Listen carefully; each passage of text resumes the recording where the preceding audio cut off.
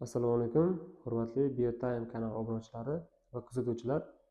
Sizlar bilan abituriyent biologiya sertifikat to'plamidan 4-variantda boshlaymiz. Xo'p, 33-masalada aytyapti bizda. Xo'p, tovushqonning 3 ta hujayrasida 27900 gram glyukoza parchalandi. Birinchi hujayrada 25% glyukoza to'liq. Ikkinchi hujayrada esa 70% glyukoza to'liqsiz degan chala degan. Uchinchi hujayrada 20% glyukoza to'liq parchalandi. Ikkinchi hujayraning glikoliz bosqichida 140 mol suv hosil bo'ldi. 3 ta hujayradagi to'liq parchalangan glyukoza molekulalari jami 2200 gram ekan. Xo'p, bizga bergan ma'lumotlar 3 ta hujayra bor debdi. Xo'p, birinchi hujayra, ikkinchi hujayra va uchinchi hujayra. Va ularda ya'ni 3 ta hujayraning jami bizda 27900 gram ekan. Bergan ma'lumotlar. Xo'p. Endi biz aytib ketyapti bu yerda. Ularda hammasini to'liqsiz foizini beryapti va o'zingiz topib olasiz ayrimlarini. Misol uchun, birinchi hujayra debdi, chala parchalangan va to'liq parchalangan. Ikki ham shunaqa, chala va to'liq parchalangan. 3 ham chala va to'liq parchalangan. Foizini berib ketyapti bizda. Birinchi hujayra 25% to'liq parchalangan debdi. Bu degani 25% to'liq bo'lsa, 75% chala. Ikkinchi hujayra 70% to'liqsiz debdi. Demak, to'liqsiz degani bu chala degani. Shunda 30% to'liq bo'ladi. Foiz. Uchinchi hujayra 20% to'liq parchalangan debdi. Bu degani 80% chala parchalangan hisoblanadi. Endi bizga bergan ma'lumotlar mana. Ikkinchi hujayraning glikoliz bosqichida 140 mol suv hosil bo'ldi. Xo'p, endi qarang. Glikoliz nima degani? Glikoliz degani bu ikkinchi bosqich degani. Doim xoh chala bo'lsin, xoh to'la parchalansa, doim ikkalasi ham ikkinchi bosqichni o'taydi. Bu degani 1 mol glyukoza ikkinchi bosqichda 2 molekula suv hosil bo'ldi bo'lsa, bizda 140 mol suv hosil bo'ldi. Bu degani qancha glyukoza parchalanishidan? Shunda 70 gram glyukoza parchalanishidan, 70 mol glyukoza parchalanishidan hosil bo'ladi. Endi, tak. 70 mol glyukoza demak bizda ikkinchi hujayrada parchalangan ekan. Xo'p. Endi hisob-kitob qilsak bo'ladi bu yerda. 70 mol glyukoza deylik, 70 mol glyukoza 100% bo'lsa, shuning 70% to'la parchalangan, 30% esa chala parchalangan. Shuni topib olamiz. Demak, hop, 30% 21 ga teng bo'lsa, 70% 49 molga teng. Xo'p. Bizga ma'lum bo'ldi, 21 mol to'liq, demak 21 mol to'liq, 70% esa 49 ga teng ekan. 49 ga teng ekan. Yozib bo'ldi. Xo'p, yana bizga bergan ma'lumotlar bor bu yerda. 3 ta hujayradagi to'liq parchalangan glyukoza molekulalari jami 7200 gram. Bizda 3 ta hujayrada jami bergan 7200 gram to'liq parchalangan uglevodlarni gramini. Ana shu orqali biz hozir ikkinchisini topib ayirib olsak, 1 bilan 3 ga qoladi. Xo'p, nima qilamiz endi? Bizga 7200 gram glyukoza beradi. 7200 gram glyukoza beradi. Bu 3 ta hujayrada ham 1, 2, 3 hujayrada ham to'liq parchalangani. Mana shuni bo'lsalik 180 ga mol topib olik. 180 bo'lsak, bizda 40 mol glyukoza to'liq parchalangan ekan. Bizda ma'lum ikkinchi hujayrada to'liq parchalangan glyukozalar soni. Mana shu ayirib tashlaymiz. 21 dan ayirib tashlasak, bundan bizda qoladi 19 mol birinchi va uchinchi hujayra uchun to'liq parchalangan. Buni olib turamiz hozircha. Endi qarang. Bizda umumiy berganida 27900 gram glyukoza parchalangan. Xo'p, Mana shundan ayirib tashlaymiz ikkinchi hujayranikini, qoladi yana 1 bilan 3 ga. Ya'ni 70 mol bor bizda. Xo'p, 70 molni ko'paytiramiz. 180 ga bizda kelib chiqadi 12600. Bu gram ikkinchi hujayraning gram. Shuni ayirib tashlaymiz. 12600 ni ayirib tashlaylik, bizda kelib chiqadi 15300 gram. Bu endi birinchi va uchinchi hujayraning grami. Xo'p. Endi qarang. Xohlasak buni molga aylantirib olaylik, xohlasak gramda ketaylik. Gramda ketsak sal hisob-kitobda muammo bo'lishi mumkin. Shuning uchun buni bo'lib o'ramiz 180 mol, 180 gramga. Shunda mol chiqadi. Bizda 85 mol chiqdi. Bu 85 mol o'sha 1 bilan 3 ta mol. Mana ikkalasi ham kelib chiqdi bizda. Endi tenglab qo'yamiz. Xo'p, tenglama shetga yozaman. Biz aytayapti mana bu yerda. Xo'p, bunga x bersaylik, bunga y beramiz. Shunda x plus y teng ekan 85 molga. Xo'p, endi bizda to'liq berilgan hujayrasi bor mana bu yerda. Deylik, men buni birlikka qildik-ku, 100 bermadim, 100x yoki 100 y bermadim, shuning uchun 1 qildim. Bu degani bu 0.2, 0.8 degani. Bu 0.75, 0.25 degani. Xo'p, shunda 0.25x plus 0.75. Yo'q, 0.75 emas. Buni to'lig'i 0.2. 0.2y teng bizda 19 mol. 19 molga. Xo'p. Endi mana tenglamani ishlaymiz. Tepaga yo'q, pastga beraveramiz. Pastga 4 bersaylik, 4 0.25 ko'paytirsak 1 bo'ladi. Shunda mana bu ortda 1 bilan 1 qisqarib ketadi. Xo'p. 0.8 ni 1 dan ayirsak 0.2y tushadi pastga. Xo'p. Endi 4 dan 19 ga ko'paytirib ayirsak 85 da 9 chiqadi. Shunda y teng 45. Xo'p. Yana y chiqdi mana. Shunda x teng bo'ladi bizda 40. Mana bu 85 dan 45 ta ayirsak 40 qoladi. Tamom, bu ham chiqdi. Demak, x qiymati teng ekan 40 ga, y qiymati teng ekan 45 ga. Endi so'ragan narsani topamiz. 33 da so'rayapti bizda. Birinchi hujayraning aerob, ya'ni kislorodli bosqichida issiqlik sifatida tarqalgan energiya miqdori so'rayapti bizda. Xo'p. Endi nima qilamiz? Birinchi hujayrada bizda 40 mol glyukozamiz bor edi. Xo'p. 33. 40 mol 100% bo'lsa, aerob bosqich to'liq parchalanishdan chiqadi. Bu degani 25% teng bo'ladi bizda 10. Ya'ni 10 mol glyukoza to'liq parchalanganda hosil bo'lgan issiq energiyasini so'rayapti.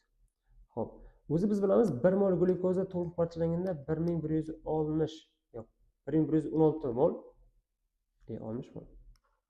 60 mol issiqlik sifatida chiqadi. Bizda esa 10 mol ekan. Shunday paydo bo'ladi. 11600 kilojoule energiya issiqlik sifatida. Demak, F bo'ladi javob. 33 ga. Xo'p, 34 aytibdi. Ikkinchi hujaydagi parchalanmay qolgan sut kislota molekulyar sonini toping. Ikkinchi hujayrada bizda 70 mol edi. Xo'p, 70 molimizni topib olgandik. 70% 49, 21% esa 30% esa 21 ga teng. Parchalanmay qolgan deydi. Parchalanmay qolgan nima? 49 i 34 ga. Ikkinchi hujayrada 49 moli parchalanmadi. Bu degani, undagi sut kislotani so'rayapti bizda. Bitta hujayra parchalanganda ikkita sut kislota chiqardi. 49 i qancha? 98 ta sut kislotamiz parchalanmadi. Javob C bo'lar ekan. 34 ga. 35. Uchinchi hujayralarning glikoliz bosqichida ya'ni ikkinchi bosqichida issiqlik sifatida tarqalgan energiya miqdorini so'raydi. Boya qaytarganda gapim, to'la parchalanishdan, chala parchalanishdan ikkinchi bosqichda o'tadi. Bu degani hammasini olasiz. Shunda bizda 3-hujayrada 45 mol bormidi? 35. 45 ni ko'paytirasiz 120 ga. Sababi bizda 1 mol glyukoza ikkinchi bosqichda 120 issiqlik sifatida chiqib ketardi. Bizda umumiy 45 bormi? 45 ni 120 ga ko'paytirasiz. Shunda bizda 5400 kilojoul energiya issiqlik sifatida chiqib ketadi. Javob T bo'ladi 35 ga. Qayerdadir tushunmasangiz, boshqatdan ko'rib tushunishingiz mumkin. Misol uchun mana bu umumiy birinchi qilgan ishim, ikkinchi qilgan ishim bo'ldi bu. Xo'p, uchinchi qilgan ishim, mana bu to'rtinchi qilgan ishim. Tenglama tuzishdan oldin mana bu 5-qilgan ishim bo'ldi. 6-qilgan ishim. 7 bular topish, 8, 9-ish. Keyingiga o'tamiz. Xo'p, 36-masala. Biz aytayapti, birinchi hujayrada 3780 gram glyukoza sintezlanish natijasida hosil bo'lgan adeflar soni, ikkinchi hujaydagi energiya almashinuvida aerob bosqichda sarflangan adeflar molekulasidan 198 molekula ko'p debdi. Ikkala hujayrada glikoliz bosqichda 1200 kilojoul issiqlik sifatida tarqalgan debdi. Parchalanmay qolgan sutkasini toping. Xo'p, bizda ikkita hujayra bor. Birinchi hujayra va ikkinchi hujayra. Birinchi hujayrada bizda 3780 gram glyukoza sintezlanishi natijasida hosil bo'lgan adef.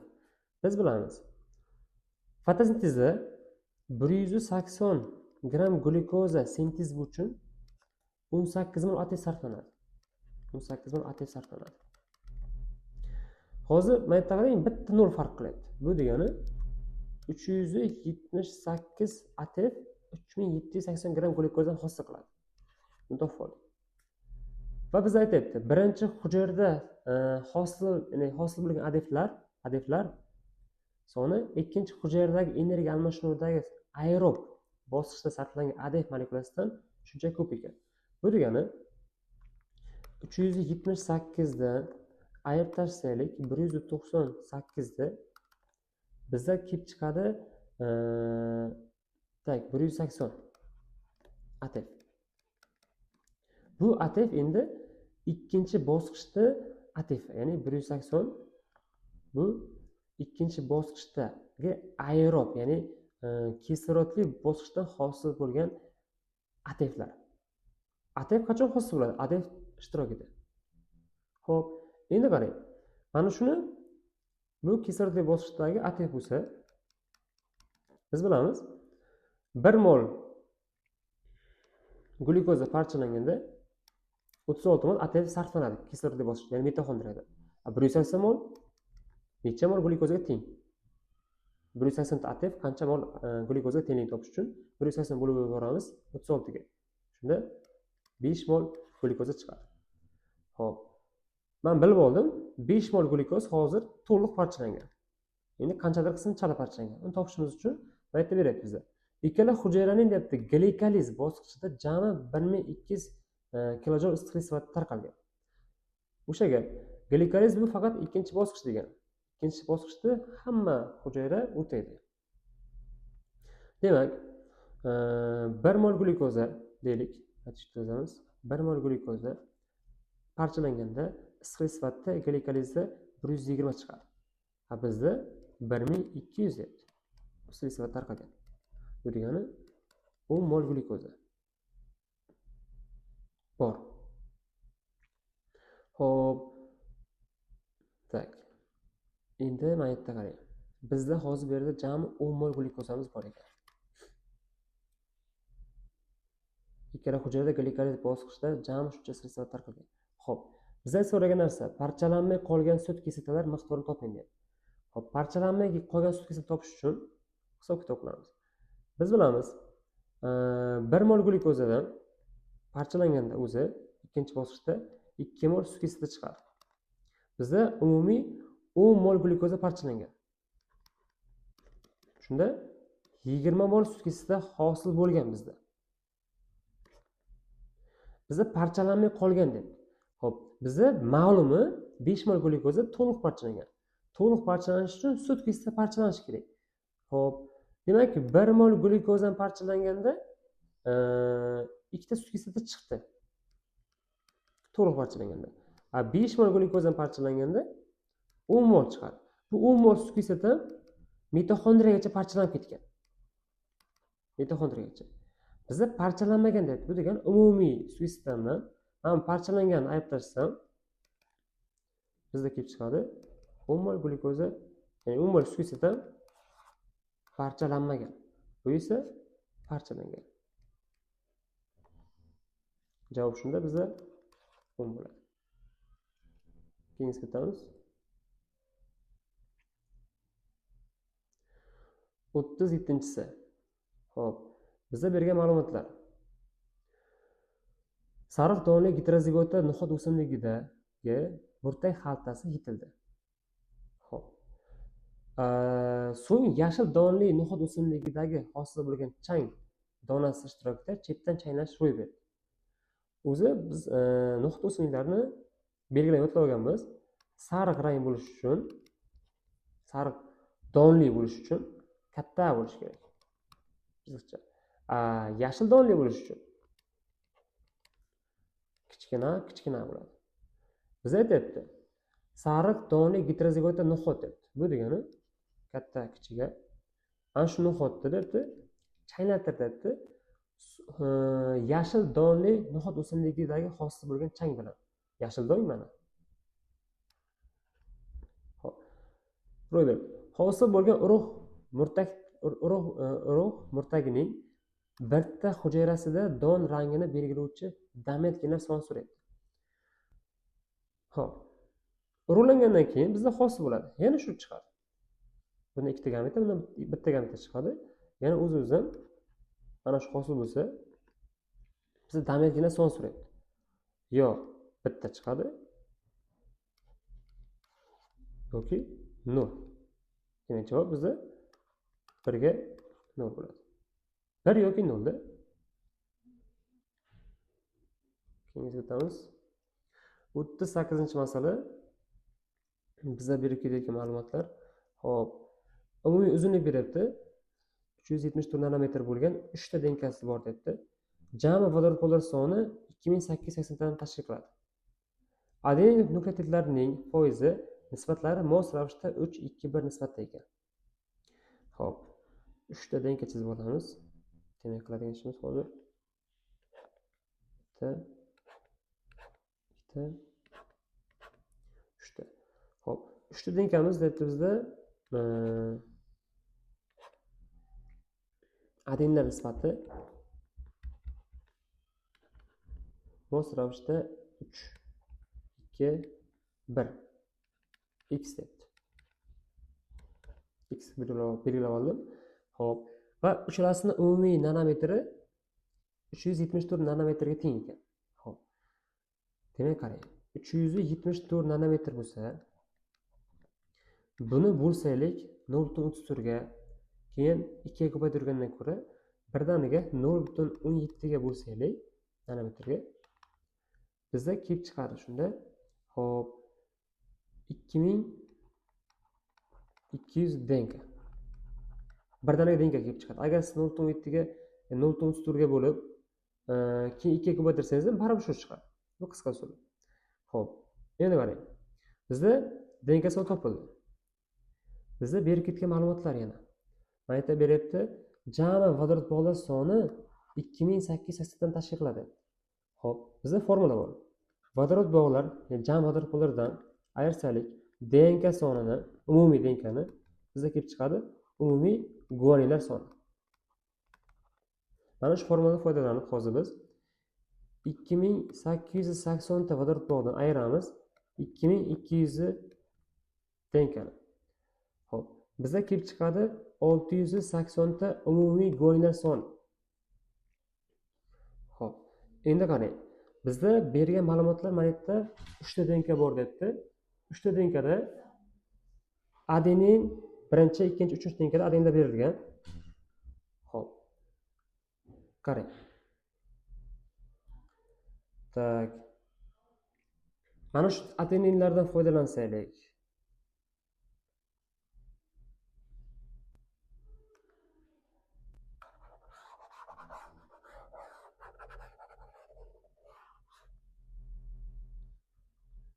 Xo'p, 38-masala.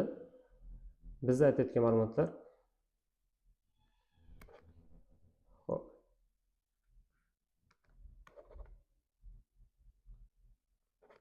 38-masala. 374 nanometr bo'lgan 3 ta denka.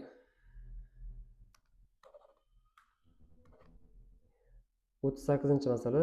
374 nanometr bo'lgan 3 ta denka molekulasida jami vodorod polar soni 2880 dan tashkil qiladi. Xo'p, adenin nukleotitlarining foizi mos ravishda 3:1 nisbatda ekan. Xo'p, dastlab denka chizib olamiz. Qaranglar. 3 ta denka bergan ma'lumotlar bizda va 3 ta denkada adeninlarning foiz nisbati 3:1 ekan. Bu degani 3x oldim, 2x va x, ya'ni 1x dedi. Xo'p, yana bizga bergan ma'lumotlar umumiy uzunlik bergan bizda 374 nanometr. Mana shu 374 nanometrni bo'lsalik 0.17 ga. Xo'p, 0.17 qayerdan kelyapti? Baribir hozir siz 0.34 ga bo'lib, uni 2 ga ko'paytirsangiz denka soni kelib chiqadi. Undan ko'ra shuni 0.17 ga bo'lsangiz, bir tanaga denka soni kelib chiqadi. Shunda 2200 denka soni kelib chiqdi. Yana bergan ma'lumotlar bizda umumiy denka molekulasida jam vodorod polar soni 2880 ta tashkil qilar ekan. 2880 ta. Bizda formula bor. Vodorod polar sonidan, umumiy denka sonini ayirtirsak, bizda kelib chiqadi umumiy guaninlar soni. Bizda vodorod polar soni ma'lum 2880 ta. Shuni ayirtirsak, denka soni 2200. Bizda keladi 680 ta guanin soni kelib chiqdi mana. Xo'p. Endi qarang. Biz hozir nima ish qilamiz? Bizda guaninda, sitazinda nisbatini bermayapti. Bizda faqat adenin beryapti. Endi bilamiz, adeninni qarama-qarshisida timin ham bor. Bu orqali bizga hozir eng kerak ma'lumot adenin, timin. Xo'p, uni qanday foydalanamiz? Topib olamiz. Doim guanin qarama-qarshi sitazin ham bor. Bu degani 680 ta guanin bo'lsa deylik, shuni 2 ga ko'paytirsak, sitazin soni ham kelib chiqadi. Shunda 1360 ta guanin va sitazin soni kelib chiqdi. Denka. Bizda umumiy denka bor. Xo'p. 2200 umumiy denkadan ayirtirsak, 1360 ta guanin sitazinda ayirtirsak, bizda kelib chiqadi adenin, timin soni. Ya'ni 840. Bu 840 adenin va timinga taalluqli. Xo'p. Endi mana shuni 2 ga bo'lsaylik, bizga faqat adenin soni kelib chiqadi. 420 ta adenin. Endi bu yoq oson, tenglama ko'ramiz. 3x, 2x, x adenin bo'lsa, bu degani 3x plus 2x plus x teng 6x. 6x ga teng ekan umumiy 420 ta adenin soni. Shunda bizga x kelib chiqadi. 70 ga teng. Mana.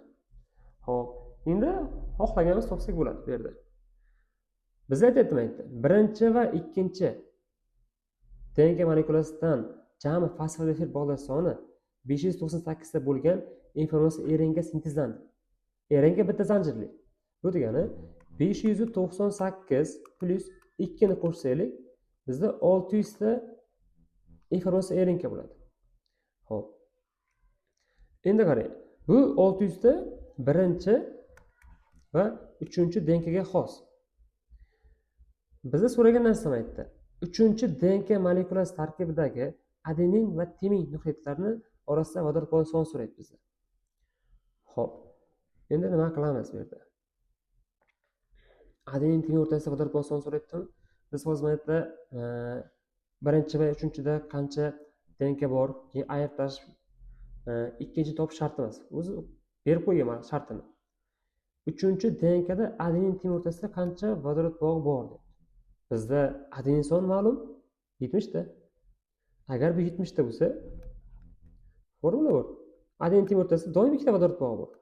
Bu degani ko'paytirib yuboramiz 2 ga 140 ta vodorod bog' son kelib chiqadi adenin temir o'rtasida. Javob 140. Lekin masala javobida, orqasidagi javobda 1400 degan, ana shu bitta nol qo'shilib ketgan hisoblanadi. Shuning uchun 140 bo'ladi javob. Keyingiga o'tamiz. Xo'p, bizda aytibdi. Xushbo'y no'xat o'simligidagi donning sariq va silliq bo'lishi donning A va B genlariga bog'liq. Xo'p, belgi yozamiz birinchi. Xo'p, sariq, silliq debdi. Bular A va B genga bog'liq debdi. Keyingisi, dukkakning yashil va oddiy bo'lishi S va D genga bog'liq debdi. Ular birikmagan, har xil avtosonda joylashgan debdi. Xo'p, barcha genlar bo'yicha heterozigota, ya'ni mana o'zi bizga genotip berib qo'yapti. Barcha genlar bo'yicha heterozigota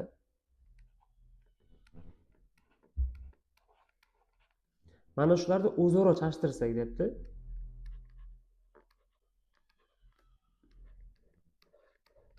O'zaro chalishtirsak, bizga 384 ta o'simlik olindi. Xo'p, so'ragan ma'lumot bizda. Olingan o'simliklar orasida oddiy dukkakka ega bo'lgan o'simliklar soni, ya'ni oddiy dukkak qanday yoziladi? Katta D. Ya'ni katta D'liklar oldin ahamiyati yo'q debdi. Oddiy dukkak bo'lsa bo'ldi. O'simliklar soni doni sariq va silliq. Sariq katta, silliq katta B bo'lgan o'simliklardan qanchaga farq qiladi? Xo'p. Qarang, formula bor bizda. Dastlab nima so'ragan topib olishimiz kerak. Bizga so'rayapti oddiy dukkaklar soni. Oddiy dukkak qanday yoziladi? Oddiy dukkagimiz katta D bo'lsa, aytayapman. Katta D'liklar oldindan ahamiyati yo'q deb sizga. Katta D'liklar debdi, umumiy. Mana shundan ayirsaylik debdi. Sariq silliq bo'lgan o'simliklardan, ya'ni sariq silliq A va B. Katta A bo'lsin, chiziqcha, katta B bo'lsin, chiziqcha. Oldidagi S, D ni ahamiyatsiz debdi.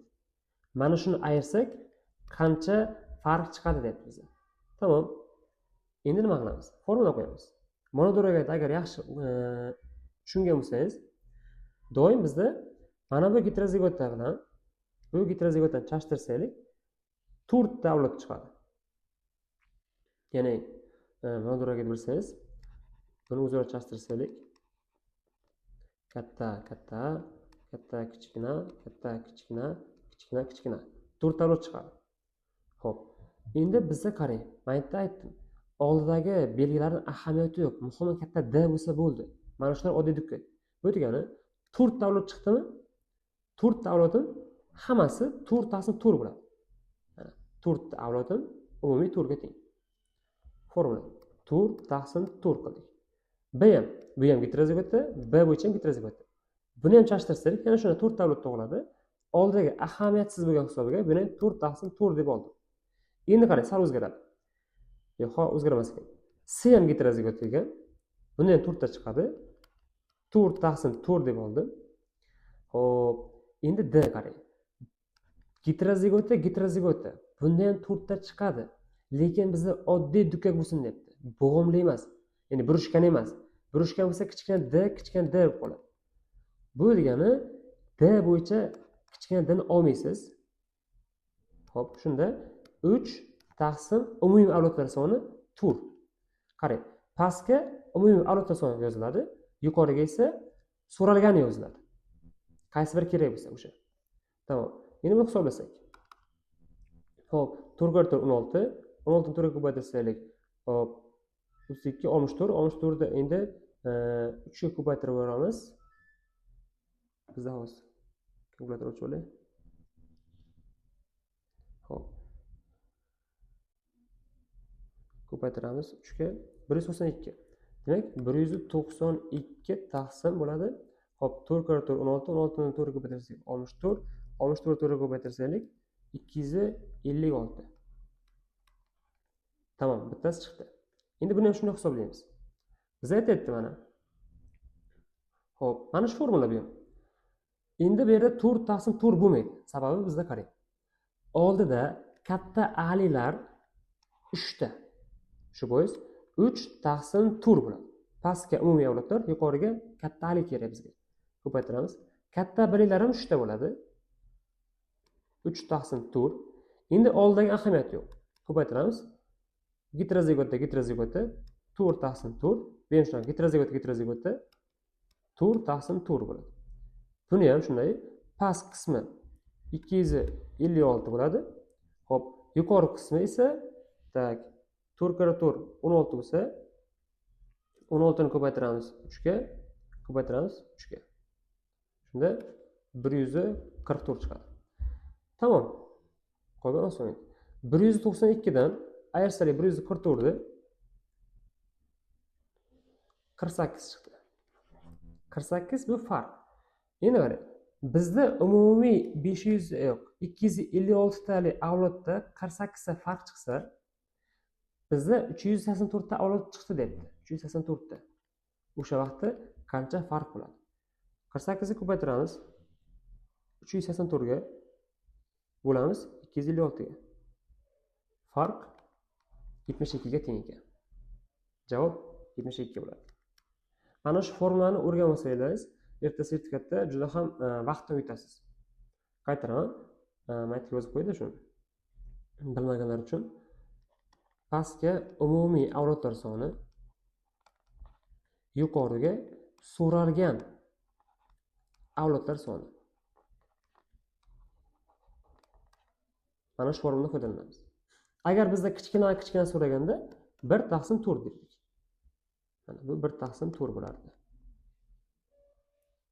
Xo'p, 40-masala bizda aytayapti, meva pashshasida ko'zlarning qizil rangda bo'lishi oq bo'lishiga nisbatan dominantlik qiladi. Va bu jinsiy X xromosomida birikkan holda sanaladi. Xo'p, birinchi belgiga yozib olamiz. Bizda demak, qizil belgi A debdi, kichkina A holatda esa oq debdi. Va bular X xromosomiga birikkan holda sanaladi. Keyingi belgi qanotlarning uzun bo'lishi kalta bo'lishiga nisbatan dominant belgi. Ya'ni katta B demak uzun belgisi. Katta B uzun ekan. Rudiment yoki kalta degani kichkina B degani. Xo'p, belgi yozib oldik. Endi aytayapti bizda. Qizil ko'zli va uzun qanotli pashshalar o'zaro chalishtirildi. Demak, bizda aytilgan ma'lumotlar qizil ko'zli bo'lsin va uzun qanotli bo'lsin. Urg'ochi ham erkak ham. Xo'p, yozib olamiz tepaga. Demak, qizil bo'lish uchun xo'p, urg'ochi chashtirish belgisi erkagi. Ikkalasi ham qizil. Bu degani katta A degan. Chiziqcha katta Y qo'yilmaydi, chunki bular X ga birikkan degan hisobiga Y qo'yilmaydi. Xo'p, va uzun qanotli deyapti. Bu katta B degani. Katta B chiziqcha, katta B chiziqcha. Mana shular chashtirganimizda bizda 4 dan 3 qismi qizil ko'zli, uzun qanotli ekan. Ya'ni 4 dan 3 qismi qizil ko'zli, uzun qanotli. Uzun qanotli degani katta B chiziqcha, qizil ko'zli. Katta A ekan. 4 dan 1 qismi esa qizil ko'zli, rudiment qanotli. Rudiment degani ya'ni kalta degani. Bu degani kichkina B, yana qizil ko'zli ekan. Va qanotli urg'ochilar degan. Demak, bular ikkalasi ham urg'ochi ekan. Urg'ochi bo'lgandan keyin o'z-o'zidan x tushadi. Xo'p. Mana bu yo'roqda qildi x mana. Qarang. Genetikada har doim yarim gen, ya'ni bitta spermatozoid orqali yarim gen keladi, plus tuxum hujayralari yarim gen bo'ladi va sizda zigota paydo bo'ladi. Shunda n butun 2n bo'ladi. Mana shu bizmiz. Bu degani yarim gen doim otadan, yarim gen doim onadan o'tadi. Nima demoqchiman? Demoqchimanki, mana bu bitta kichkina b gen otadan o'tgan bo'lsa, kichkina b gen onadan o'tgan bo'ladi. Bu degani kichkina b ni onaga olib kelaman, men buni mana buni olib kelaman otaga. Shunda genotipi aniq bo'ldi b bo'yicha. Endi bitta magnitdagi kichkina a mi yoki katta a ligini bilish uchun ikkinchi belgiga qarang. Yana aytyapmiz, hali tugagan yo'q. Ketdi mana. 8 dan 3 qismi qizil ko'zli, uzun qanotli. Demak, 3 taqsim 8 dan 3 qismi qizil ko'zli, uzun qanotli. Uzun qanotli yana shu. Katta B chiziqcha X qizil ko'zli ekan. Noma'lum.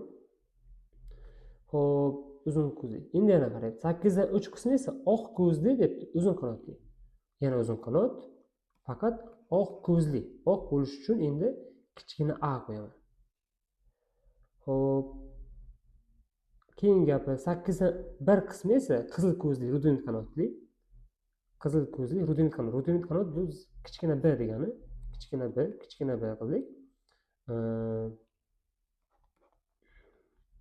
Qizil ko'zli degan uchun katta qo'yamiz. Keyingisi 8 dan 1 qismi oq ko'zli, rudiment qanotli. Oq ko'zli degani kichkina b, rudiment qanotli bo'ldi. Mana rudiment qanotli bo'ldi. Endi oq ko'zli. X kichkina a bo'ldi va bularning hammasi erkak ekan. Bu degani erkak degani oldiga y tushadi. Mana. Y. Xo'p, yana o'sha aytgan gapim. Bunday avlod tug'ilishi uchun, ya'ni mana bunaqa avlod tug'ilishi uchun y o'tgan magnitdan, x o'tgan bu yerdan. Bu degani magnitda agar katta a bo'lganda bu yerda kichkina a, ya'ni oq ko'zli avlod tug'ilmas edi. Bu degani bu yerga kichkina a qo'yamiz. Mana ota-ona genotipi topildi. Biz aytayapti, olingan indeklar ichida genotipi onasiga o'xshash bo'lgan urg'ochi pashsha barcha genlar bo'yicha retsessiv erkak pashsha bilan chashtirilsin deb. Onasiga o'xshash qaysi edi bizda? Mana onaga o'xshagan. Mana bu ona. Shuni yozib olamiz. Demak, katta B, kichkina b, x katta A, x kichkina a. Bu ona. Ya'ni F2 ni ishlayapmiz endi. Chashtiryapmiz. Barcha belgi bo'yicha retsessiv. Bu degani kichkina b, x, y erkak degan uchun va kichkina a. Endi gameta olamiz. 2 xil. 4 ta gameta chiqadi, bitta, ikkita. Ikkita gameta chiqadi. 2 kere 4 8 ta avlod chiqar ekan, demak bizda jam 8 ta avlod chiqishini bilib oldik. Xo'p, kvantifikatsiya olamiz. Demak, 4 ni 2 ga bo'lsaylik, har ikkita takrorlanadi genlar. 2 ni 2 ga bo'lsa, har bittada takrorlanadi. Shunda 4 xil bir-biriga o'xshamaydigan gen, ya'ni gameta tushadi. Tak. Tashlaymiz katta B, kichkina b. Endi x katta A, x kichkina a, x katta A, x kichkina a. Xo'p. Choynak chizsak.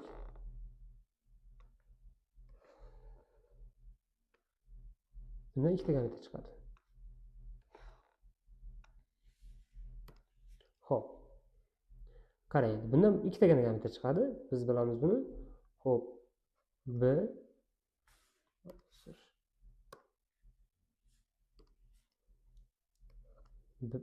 yo'q. B x a tushadi, kichkina b y chiqadi. Xo'p, bizni so'ragan narsa nima? F2 da olingan qizil ko'zli rudiment qanotli pashshalar necha foiz? Qizil ko'zli bo'lish uchun x katta a bo'lishi kerak. Oldagi ahamiyat yo'q. Xohlasa qiz, xohlasa o'g'il. Va rudiment qanot bo'lish uchun kichkina b bo'lishi kerak. Bu degani, mana bu yerda katta b bormi? Bu qator polniy chiqib ketadi. Bu ham chiqdi, bu ham chiqdi. Endi mana yerdan qidiramiz. Bu yerdan kichkina b tug'ilish ehtimoli bor va katta a ga e'tibor berasiz. Bu yerdan chiqish bor. Chiqsa bo'ladi. Bu yerdan ham chiqish ehtimoli bor. Lekin pastdan paydo bo'lmaydi. Sababi bu yerda kichkina a bor. Bu yerda a ni o'zi yo'q. Katta a ni o'zi yo'q. Bizda faqat qizil ko'zli tug'ilsin deyapti. Bu degani katta bo'lishi kerak degan. Demak, bundan ikkita chiqdi. To'lgan avlodim 8 ta edi. 8 dan 100% bo'lsa, 2 dan necha foiz? 25%. Javob 25% chiqar ekan. Xo'p, tushuntirgan videolarimda qayerdadir tushunmovchilik bo'lsa, kommentariyaga yozsalaringiz, sizga izoh yozaman. Yoki qaytadan yanada tushunarliroq qilib tashib qo'yaman videoni. Xo'p, video yoqqan bo'lsa, foydali ma'lumotlar sizga taqdim etilayotgan bo'lsa, podpiskaga tashib qo'ying. Bundan qiziq videolar hali yana oldinda. Do'stlaringizga ham ulashib qo'ysangiz zarar qilmaydi. Mana bu bizning Telegram kanalimiz Biotime OZB deb yoziladi. Telegramga ham a'zo bo'lib qo'ysangiz minnatdor bo'lardik. Sog' bo'linglar.